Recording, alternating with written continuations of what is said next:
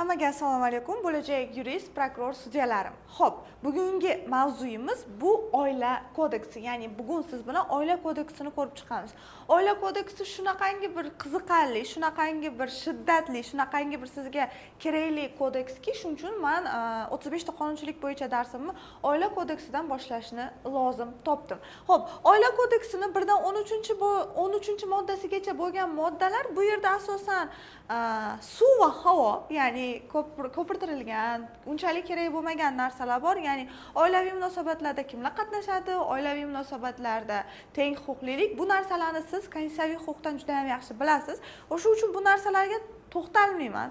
13-moddadan boshlayman. Ya'ni siz boshqa joylarda duch kelmagan, boshqa qonunlarda ko'rmagan joylaringiz bor 13-moddada. Xo'p, nikoh tuzish tartibi. O'zbekiston Respublikasida nikoh tuzish tartibi faqatgina FHDYoda amalga oshiriladi. Ya'ni o'zimizni ko'cha tilida aytganda ZAGSda. FHDYo bu ZAGS hisoblanadi. Nikoh fuqarolik holati dalolatnomalarini qayd etish organlarida tuziladi. Ya'ni bu degani ZAGSda tuziladi degani. Qaranglar do'stlar, diniy rasm-rusumlarga asosan tuzilgan nikoh hech qanaqa yuridik nimasi yo'q. Hech qanaqa yuridik nimalar keltirib chiqarmaydi. Ya'ni siz masalan bizda O'zbekistonda juda ham rivojlangan diniy, faqatgina diniy nikohdan o'tib qo'yishadi. Bu hech qanaqa ertaga oqibatlar olib kelmaydi, yuridik oqibatlar. Bu yerda faqatgina prosta tak o'zlari shu din tarafdan nima qilib qo'yishlari mumkin nikohdan o'tib, lekin bu nikoh qonun taraflama haqiqiy deb topilmaydi.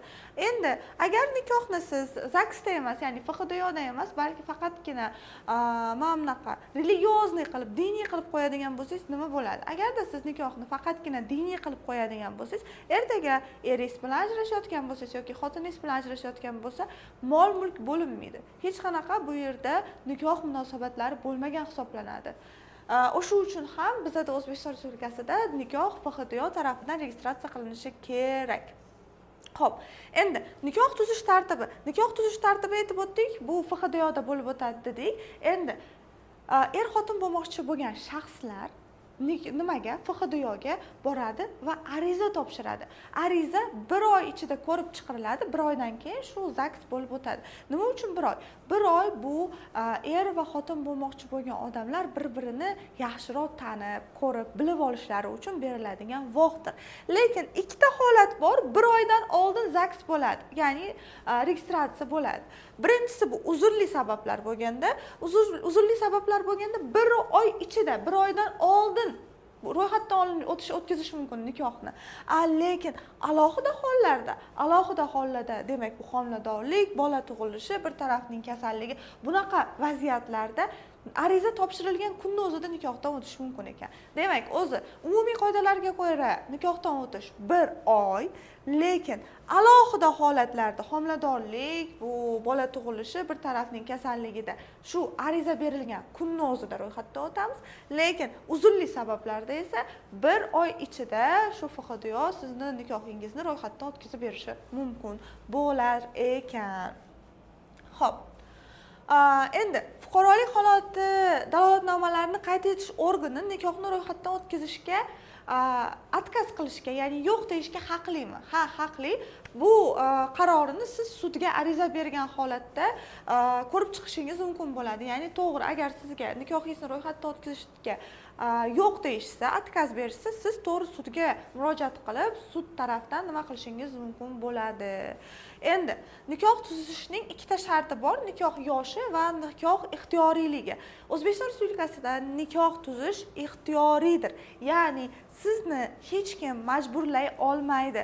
Amma xolangizni bolasiga chiqishga yoki amma xolangizni qiziga uylanishga sizni hech kim majburlay olmaydi. Nikoh tuzish O'zbekiston Respublikasida ixtiyoriy hisoblanadi. Bundan tashqari nikoh yoshi. O'zbekiston Respublikasida, butun O'zbekiston Respublikasida nikoh yoshi erkaklar va ayollar uchun teng 18 yosh etib belgilangan. Xo'p, savol tug'ilishi mumkin. Ustoz, mumkinmi ertaroq 18 yoshdan oldinroq turmush qurishyapti, turmush qurish mumkinmi deb. Ha, mumkin. Qaraymiz do'stlar, uzrli sabablar bo'lganda, alohida hollarda homiladorlik, bola tug'ilishi, voyaga yetmagan shaxsning to'la muomalaga layoqatli deb e'lon qilinishi, emansipatsiya, nikohga kirishni xohlovchilarning iltimosiga ko'ra, nikoh davlat ro'yxatidan o'tkaziladigan joydagi tuman, shahar hokimi nikoh yoshini ko'p bilan 1 yilga kamaytirishi mumkin. Ya'ni bu yerda nima deyapti?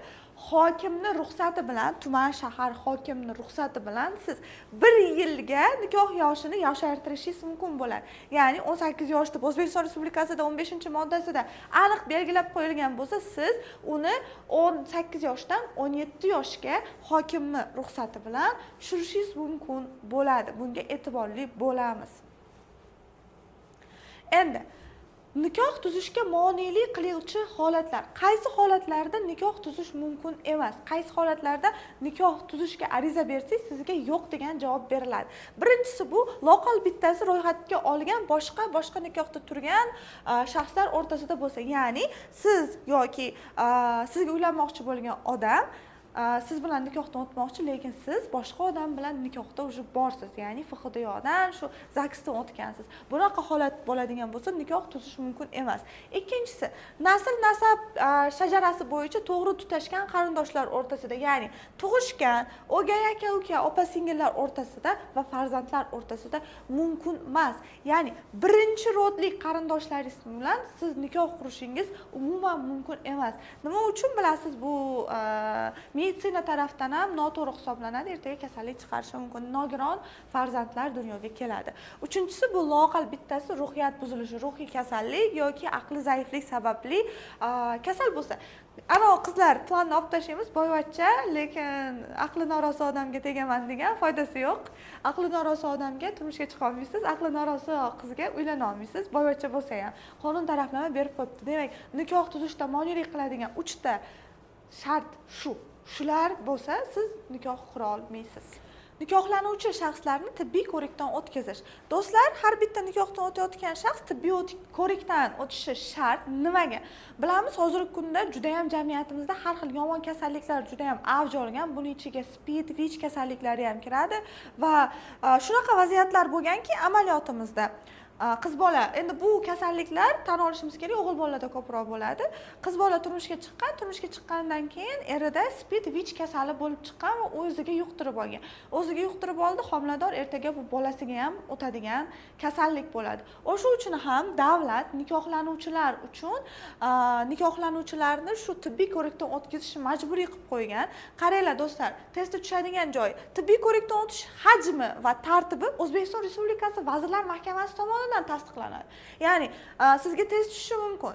Kim tomonidan nikohdan o'tuvchilarni tibbiy ko'rikdan o'tkazish hajmi, shakli, tartibi belgilanadi desa, siz O'zbekiston Respublikasi Vazirlar Mahkamasini belgilashingiz shart bo'ladi. Endi savol, kimlar umuman nikohdan o'tayotganda tibbiy ko'rikdan o'tish shart emas? Demak, nikohlanuvchi shaxslar agarda 50 yoshdan oshgan bo'lsa, ular nikohdan shu o'tayotganda tibbiy ko'rikdan o'tishlari shart emas. Ularga majburiy emas. 50 yoshdan oshgan bo'lsa. Er-xotinning shaxsiy huquq va majburiyatlari. Xo'p, er-xotinning shaxsiy mulkiy va shaxsiy nomulkiy huquqlari mavjud. Shaxsiy mulkiy huquqlari va shaxsiy nomulkiy huquqlarini o'rganib chiqamiz. Nomulkiy huquqlar nima degani? Nomulkiy huquqlar bu odamning chest, dostoynstvasi bilan, ya'ni uni obro'yi, uni tanasi bilan, vujudi bilan bog'liq bo'lgan asosiy huquqlar, nomulkiy huquqlar. Mulkiy huquqlari bu pul, boylik, qandaydir tegi bo'ladigan predmet bilan bog'liq bo'lgan huquqlaridir. Shaxsiy nomulkiy huquqlariga nima kiradi? Er-xotinning familiya tanlash huquqi. Bu shaxsiy nomulkiy huquqi. Masalan, O'zbekistonda juda ham ko'p rivojlangan, xotin erni familiyasiga o'tadi. Lekin oila kodeksimizni boshida aytib qo'yibdi, er va xotin teng huquqlidir. Nima uchun faqatgina erni familiyasiga xotin o'tishi kerak, balki xotinning familiyasiga ham er o'tishi mumkin. Lekin bu bizda praktikada ishlamaydi. Men umumiy aytyapman, qonundan siz ertaga yuristsiz, balki sizda ishlab qoladi. Xo'p, er va xotin ikkalasi birgalikda familiya tanlashlari kerak. kerak. Ya'ni xotinni majburlay olmaydi, siz bu familiyani olasiz deb, xotin erni majburlay olmaydi, bu familiyani olasiz deb. Bularning ikkalasini shaxsiy nomulkiy huquqlari hisoblanadi. Familiya tanlash huquqi. Xotinning bolalar tarbiyasi va oila turmush masalalarini hal qilish huquqlari. Ya'ni va xotin qayerda yashashi, farzandini qaysi maktabga borishi, bu ham shaxsiy nomulkiy huquq hisoblanadi va ikkalasi birgalikda kelishgan holda farzandini ertaga tarbiyasini tanlashlari kerak bo'ladi. Xotinning mashg'ulot turi, kasb, turar joy tanlash huquqlari. Ya'ni yana O'zbekistonning banallistiga qaytamiz. Ya'ni O'zbekistonda ayollarga sen bu yerda ishlamaysan, bu yerda ishlaysan deb erlar ko'rsatkich beradi, lekin bu noto'g'ri. O'zbekiston Respublikasi Oila kodeksida ko'rsatib qo'yibdiki, har bitta shaxs xohlagan joyda ishlashi mumkin, har bitta shaxs xohlagan joyda o'qishi mumkin. Bu ikkalasi birgalikda. Endi ikkita shaxs bitta oila bo'lgandan keyin ikkalasi kelishib hal qiladigan vaziyat hisoblanadi. Va xotinning mulkiy huquq va majburiyatlari. Va xotinning umumiy mulki bor va shaxsiy mulki bor. Umumiy mulkiga nima kiradi? Va xotinning umumiy mulki bu va xotin FHDYO tomonidan ro'yxatdan o'tgandan keyin ikkalasi birgalikda ishlab topadigan har bitta mulk, xotin uyda o'tirgan bo'lsin, ishlagan bo'lsin, farqi yo'q. Bu umumiy mulk hisoblanadi. Ikkalasi yashayaptimi? FHDYOdan ro'yxatdan o'tdimi? ZAGSi bormi? Xotinmi? Bo'ldi. Bu umumiy mulk hisoblanadi va ajrashiladigan holatda bu mulk teng ikkiga bo'linadi, umumiy mulk. Agarda ZAGSdan oldin, ya'ni FHDYOni shu ro'yxatdan o'tkazishdan oldin olingan mulk bo'ladigan bo'lsa, bu endi teng bo'linmaydi, chunki bu o'zlarini shaxsiy mulki hisoblanadi. Va xotinning umumiy mol-mulkka egalik qilish, undan foydalanish va uni tasarruf etishda ikkalasining ham bir xil teng huquqlari bor. Bittasida ko'proq, bittasida kamroq, bittasi ishlagan, bittasi uyda o'tirgan bo'lmaydi. Teng bo'linadi, teng ishlatishadi. Va xotinning har birining o'zining mulki. Va xotinning har birining o'zining mulki bu birinchidan sovg'a sifatida olgan mulki, o'zining mulki hisoblanadi. Masalan, men turmushga chiqdim, menga mashina sovg'a qilishdi. Bu mening o'zim shaxsiy mulkim hisoblanadi. Erim sovg'a qilgani emas, albatta, masalan, dadam yoki oyim sovg'a qilgani o'zim shaxsiy mulkim hisoblanadi. Ikkinchisi, bu meros asosida qandaydir mulk qolsa, masalan, uy, joy yoki shunga o'xshagan narsalar meros asosida qoladigan bo'lsa, bu o'zining mulki hisoblanadi. O'zining har birining mulki hisoblanadi. Bundan tashqari, o'zini ishlatadigan kiyim-kechagi, masalan, parfumeriyasi ham bu o'ziniki hisoblanadi. Faqatgina yuvelirlik qimmat narsalar, masalan, zeb-u ziynatlar qimmat bo'ladigan bo'lsa, mana bunaqa 1 milliard o'shanaqa bo'ladigan bo'lsa, u bo'linadi. Va xotinning umumiy mol-mulkini bo'linishi. Va xotinning umumiy mol-mulki agarda to'ydan keyin, shu ZAGSdan keyin topilgan bo'lsa, teng bo'linadi.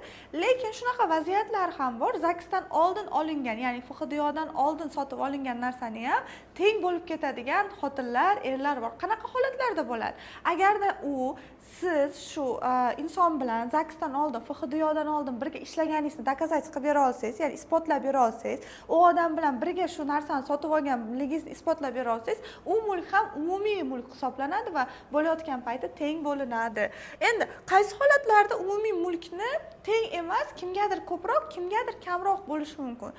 Bu mumkin, oila kodeksida o'zi teng bo'linadi degan, lekin bitta joyni ko'pchilik yuristlar e'tibor bermaydi. Qaysi holatda teng emas, ko'proq, kamroq bo'linishi mumkin? Agarda bitta taraf, ya'ni yoki xotin oilani umumiy mulkini yomon narsalarga sarflagan bo'lsa, har xil azartli o'yinlar, kazino, karta yoki 1xbet shunga o'xshagan o'yinlarga sarflab yoki o'zi ichib, piyanstvo bilan shug'ullanib yurgan bo'lsa, u odamga kamroq bo'lib berilishi mumkin, chunki u odam umumiy mulkini, oila mulkini yomon narsalarga sarflagan hisoblanadi.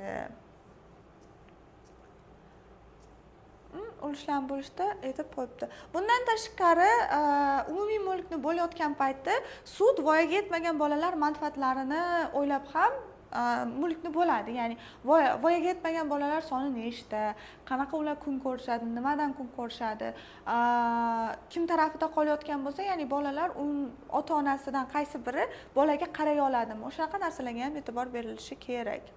Xo'p, er va xotinning mol-mulkining shartnomaviy tartibi. Nikoh shartnomasi haqida gaplashamiz. Bilamiz, o'zi FHDYO tarafdan ZAGS qog'ozimiz, nikoh dalolatnomasini shu ro'yxatdan o'tkazishimizni o'zi bizada nikoh munosabatlarini keltirib chiqaradi. Endi nikoh shartnomasi o'zi nimaga kerak? Bilasiz, hozirgi jamiyatimiz juda ham keskin rivojlanyapti. Har xil yulduzlarimiz bor, masalan, Munisa Rizayeva puli juda ham ko'p, yoki Messi bor, Ronaldo bor, ko'p pul topadigan. Endi odam boyigandan keyin shunaqa vaziyat bo'ladiki, men pulimni yo'qotib qo'yaman deb qo'rqadi. Va masalan, odam boyigandan keyin u boy odamni o'ziga ilintirib olmoqchi bo'lgan qizlar, bolalar ham hayotda ko'payadi. Shunaqa vaziyatlardan kelib chiqib, bizning oilaviy munosabatlardagi yuristlarimiz nikoh shartnomasini ishlab chiqqan. Nikoh shartnomasi bu nikohlanuvchi shaxslarning yoki er va xotinning nikohda bo'lgan davrida va er va xotin nikohdan ajratilgan taqdirda ularning mulkiy huquq hamda majburiyatlarini belgilovchi kelishuvchi nikoh shartnomasi deb hisoblanadi. Ya'ni nikoh shartnomasi bu er va xotin o'rtasida tuziladigan shartnoma bo'lib, bu yerda nikohda kim qanaqa majburiyati bor, kim pulni qanaqa ishlatadi, nikohdan ajratilayotgan paytida pul qanaqa bo'linadi. Shu qoidalarni nikoh shartnomasi ko'rib chiqadi. Menimcha hammaga tushunarli. Nikoh shartnomasi demak shu aytib o'tganimdek, Munisa Rizayeva juda ham boy, Munisa Rizayeva aldanib qolmasligi uchun nikoh shartnomasi qiladi. Ya'ni ertaga ajralib ketayotgan payti ham Munisa Rizayeva topgan milliard pullar bo'linib ketmasligi uchun shartnomada yozib qo'yadi. Munisa Rizayeva pulini ajrashayotgan payti eriga bermaydi degan bo'ladi, yozilgan bo'ladi. Nikoh shartnomasi demak bu ikkita er va xotin o'rtasida tuziladigan shartnoma bo'lib, bu to'ydan keyingi er va xotinning mol-mulk bo'yicha mulkiy, nomulkiy majburiyatlar, huquqlarini belgilab qo'ygan shartnoma. Nikoh shartnomasi to'ydan oldin ham tuzilishi mumkin, ya'ni FHDYOdan ro'yxatdan o'tkazishdan oldin ham tuzilishi mumkin, ro'yxatdan o'tkazilgandan keyin xohlagan paytda tuzilishi mumkin. Nikoh shartnomasida nimasi yo'q, ana unaqa tuzilishi kerak bo'lgan vaqti yo'q. Любой paytda tuzilib ketaveradi. Faqat nikoh shartnomasi qachon kuchga kiradi? ZAGSdan o'tganingizdan keyin kuchga kiradi. Mazmunini bitta o'qib olasizlar, bu joylar shart emas. Nikoh shartnomasini o'zgartirish va bekor qilish boshqa shartnomalarga o'xshab ikki tomonning kelishuvi bilan qo'shimcha kelishuv orqali o'zgartirish kiritiladi va tugatiladi. Nikoh shartnomasini haqiqiy emas deb topish, qaranglar, mana shu joy testda tushadi. Nikoh shartnomasini sud tomonidan O'zbekiston Respublikasi Fuqarolik kodeksida nazarda tutilgan asoslar bo'yicha to'la yoki qisman haqiqiy emas deb topish mumkin. Ya'ni nikoh shartnomasini faqatgina Fuqarolik kodeksida ko'rsatilgan moddalarga asosan haqiqiy emas deb topish mumkin. Ya'ni testda tushishi mumkin. Qaysi kodeksga ko'ra nikoh shartnomasini haqiqiy emas deb topish mumkin? Faqatgina asosiy joyi Fuqarolik kodeksiga. Xo'p, oila kodeksida edi, oila kodeksi deb adashmanglar. Nikohni tugatilish asoslari, ya'ni qaysi holatlarda nikoh tugatiladi? Nikohni ro'yxatdan o'tkazdik, hamma baxtli yashadi, endi ajrashmoqchi. Demak, nikohni tugatishimiz kerak. Nikoh, qaranglar, ikkita holatda tugatilishi, o'zi ikkita holatda nikoh o'zi tugatiladi. Birinchisi bu tugatilish, ikkinchisi bu ajrashish. Ajratish bu sud yoki FHDYO tomonidan bo'ladi. Tugatilish bu agar er va xotinning bittasi vafot etsa yoki sud ularni birini vafot etgan deb topsa. Demak, tugatilish bu er va xotinning bittasi vafot etsa yoki vafot etgan deb topsa tugatilish bo'lar ekan. Ajratish bu sud yoki FHDYO tomonidan tomonlarning kelishuviga yoki bittasining shu iltimosiga binoan bo'ladi. Qaysi holatlarda nikohni ajratib bo'lmaydi? Agarda xotin homilador bo'lsa yoki 1 yoshgacha bolasi bo'ladigan bo'lsa, sudga ariza bilan murojaat qilishi mumkin emas nikohni ajratish bo'yicha. Chunki xotinga qarash kerak. Hamma tushundi nima deganim? Xo'p, nikohni sud tartibida ajratish va FHDYO tartibida ajratish. Qaranglar, nikohni ikki tartibda ajratishni tushundik, sud va FHDYO. Qaysi holatda sud, qaysi holatda FHDYO? Agar o'rtada farzand bo'lsa, o'rtada mulkiy munosabatlarda muammo bo'lsa, o'rtada tomonlarning kelishuvi bo'lmasa, sud hamisha. Agarda o'rtada farzand bo'lmasa, o'rtada kelishuv bo'lsa, mulkiy muammo bo'lmasa, FHDYO tarafda bo'ladi. Asosiy qoida. Mana shu yodingizda tursa, boshqa narsaga chalg'imaysizlar. Keyin nikohdan ajratish to'g'risidagi ishlar O'zbekiston Respublikasi fuqarolik sudlarida ko'riladi. O'zbekiston Respublikasi fuqarolik protsessual kodeksiga asosan shu joyiga ham e'tiborli bo'lib qo'yishlaringiz kerak.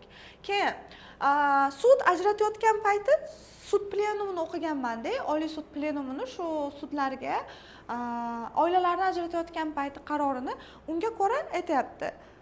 Hurmatli sudyalar, siz bitta oilani ajratayotgan payti juda ham ehtiyot bo'ling. Chunki oila bu jamiyatning asosiy bo'g'ini. Hamma narsa oiladan boshlanadi. Oilalarni ajratishda shoshilmang. Bittacha ajratmang, ya'ni ularga vaqt bering deb. Bu yerda ham vaqt haqida yozib qo'ygan, oilalar yarashish uchun 6 oy vaqt beriladi. 6 oy vaqt ichida yarashib ketaveradi, bo'lmasa ajratadi keyin. Lekin agarda oilada zo'ravonlikdan jabrlangan shaxsning talabiga ko'ra yarashish uchun muddat berilmaydi. Ya'ni oilada zo'ravonlik bo'ladigan bo'lsa, yarashish uchun vaqt berilmaydi. Endi FHDYoda qachon ajratishadi? 42-moddaga ko'ra Oila kodeksini agar xotinning o'zaro kelishuvi bo'ladigan bo'lsa, ya'ni ikkalasi уже bo'ldi, biz yashay olmaymiz deydigan bo'lsa, ikkalasi borib FHDYoga borishi mumkin. Endi xotinning faqatgina bittasini arizasiga ko'ra FHDYoda ajratsa bo'ladimi? Ya'ni kelishuv yo'q, bittasini arizasiga ko'ra FHDYoda ajrashuv qilsa bo'ladimi? Bo'ladi. Agar bitta holatlar bor, 3 ta holat. Birinchisi, agarda sud tomonidan bedarak yo'qolgan deb topilgan bo'lsa, ya'ni yoki xotin sud tomonidan bedarak deb yo'qoldi. Masalan, meni erim sud tomonidan bedarak deb yo'qoldi va men FHDYoga borib ariza berishim mumkin, ajratib beringlar deb. Ikkinchisi, bu sud tomonidan ruhiy buzilish, ya'ni ruhiy kasallik yoki aql zaifligi sababli muomalaga loyaqatsiz deb topilsa ham, bittasini iltimosiga ko'ra FHDYoda nima qilinishi mumkin? Ajratilishi mumkin. Uchinchisi, bu sodir qilgan jinoyati uchun 3 yildan kam bo'lmagan muddatga o'ta og'ir jinoyatlarda yoki o'rta og'irlik bo'yicha jinoyatlar uchun qamalgan bo'ladigan bo'lsa, bittasini arizasi bilan FHDYoda ajratilishi mumkin. Lekin agar bolalar haqida xotinning birgalikda umumiy mol-mulkini bo'lish haqida yoki yordamga muhtoj, mehnatga loyoqatsiz yoki xotinga qarash haqida kelishuv bo'lmasa, bu qoidalar ishlamaydi. Bu qoida qachon ishlaydi? Bolalar bilan muammo yo'q, kim muhtojligida muammo yo'q. Global ajrashib olsa bo'ldi degan vaziyatda bu qoidalar ishlaydi.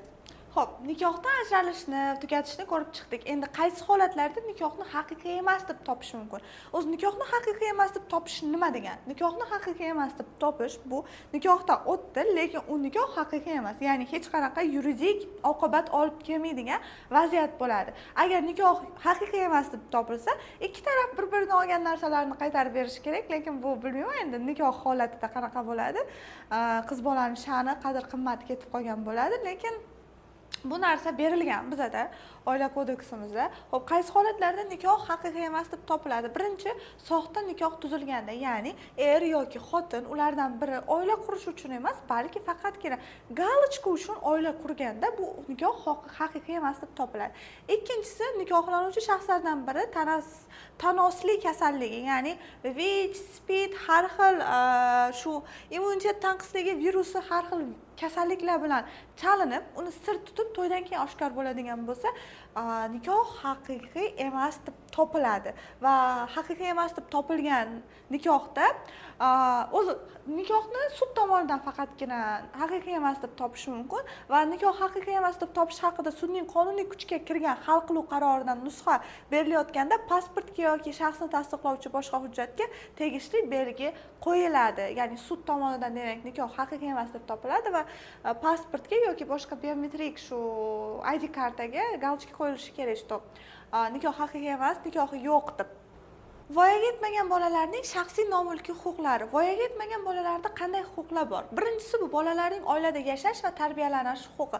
Har bitta bola oilada katta bo'lish, oilada yashash, oiladan nafas olish, oila atrofida bo'lish huquqiga ega. Bu Oila kodeksimizda berib qo'yibdi. Bu har bitta bolaning ajralmas huquqi. Ya'ni ota yoki ona tug'dirib, bo'ldi, biz qaramaymiz bolaga deyishga haqqi yo'q. U oilada o'sishi kerak. Bolalarning ota va onasi boshqa qarindoshlari bilan ko'rish huquqi. Shunaqa vaziyatlar bo'ladi, er va xotin ajrashib ketgandan keyin oyisi dadasini ko'rsatgisi kelmaydi, buvisini oldiga yubormaydi. Bu noto'g'ri. Har bitta bola qarindoshlari bilan, ota-onasi bilan ko'rish huquqiga ega. Bolalarning himoyaga bo'lgan huquqi, ya'ni bola o'z huquq va qonuniy manfaatlarini himoya qilish huquqiga ega. Buni o'zini shu ota-onasi yoki boshqa opeka va попечитель, ya'ni homiy, vasiylari orqali himoya qilish huquqiga ega o'zini huquqlarini. O'z fikrini ifoda etish huquqi. Bizda juda ham ishlamaydigan huquq. Bu huquqni aytadigan bo'lsak, ota-onamiz nima deydi? Gap qaytarma menga deydi. Lekin bu 68-modda Oila kodeksini bola, har bitta bola o'z fikrini ifoda etish huquqiga ega. Ya'ni, oyijon, dadajon, bu bunday, meni fikrim shunday deyish huquqiga ega. Lekin afsuski bizda bunaqa deydigan bo'lsak, chap bittada kaltaysiz. Xo'p, bu sizning huquqingiz. Bolalarning ism va otasining ismi va familiyasini olish huquqi. Bola ism, otasining ismi, familiyasini olish huquqiga ega. Endi bolani ism va familiyasini o'zgartirish. 16 yoshgacha bolani ism, familiyasi ota-onasini ikkalasini kelishuviga asosan o'zgartiriladi. O'z ism, familiya nimaga o'zgartiriladi? Qaranglar do'stlar. Shunaqa ismlar bor, masalan, chiroyli, lekin salgina qadimgi zamonning ismlari, masalan, 105 yoshli buvjoni farzandi mana bu nevarasi, evarasi tug'ilgan payti xursand bo'lib ketib, o'lib ketgan erini Boltavoy ismini qo'ygan, Boltabekmi, shunaqa ism qo'ygan. Endi buvisi erini yaxshi ko'rgan, o'lgan, shu bobosiga o'xshasin deb.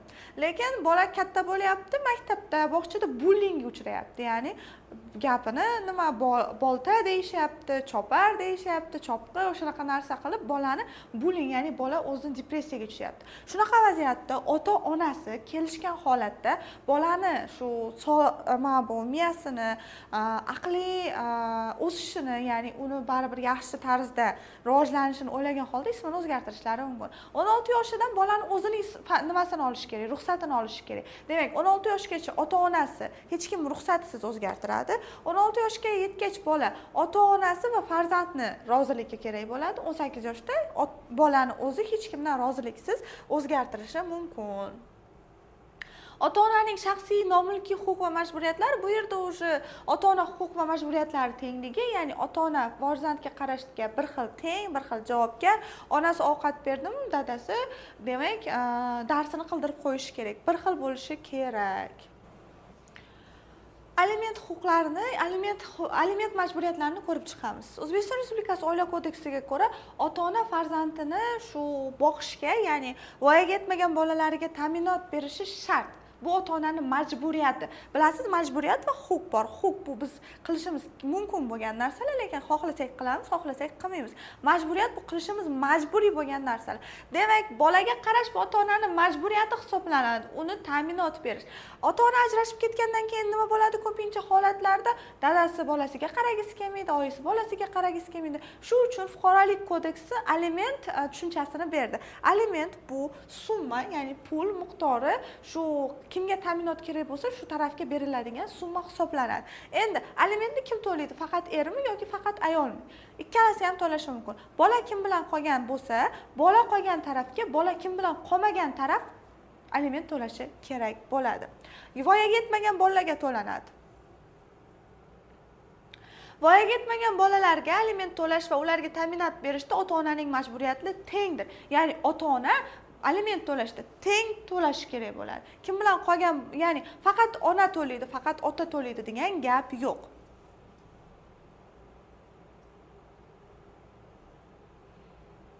Endi aliment miqdori haqida gaplashamiz. Qaranglar. Agar ota-ona o'rtasida kelishuv bo'lmasa, ya'ni ikkalasi kelishilmagan bo'lsa, o'zi aliment to'lash tartibi qanaqa? Aliment to'lash kelishuv asosiga yoki sud qaroriga asosan bo'ladi.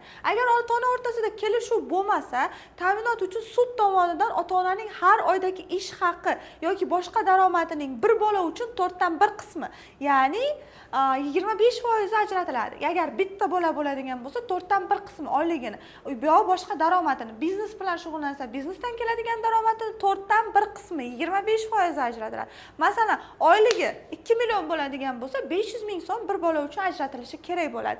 Agarda 2 bola bo'ladigan bo'lsa, 3 dan 1 qismi, ya'ni 33% ajratiladi. Oylikning 33%, 2 million bo'ladigan bo'lsa, 33% bo'ladigan bo'lsa, примерно 700 ming so'm ajratilishi kerak bo'ladi. Agar 3 ta bola bo'ladigan bo'lsa, oyligining teng yarmi ajratiladi. Teng yarmi, masalan, 2 million bo'ladigan bo'lsa, 3 ta bolasi bo'lsa, ajrashgan bo'lsa, bolalar xotini bilan qolgan bo'lsa, teng yarmi 1 million ajratiladi.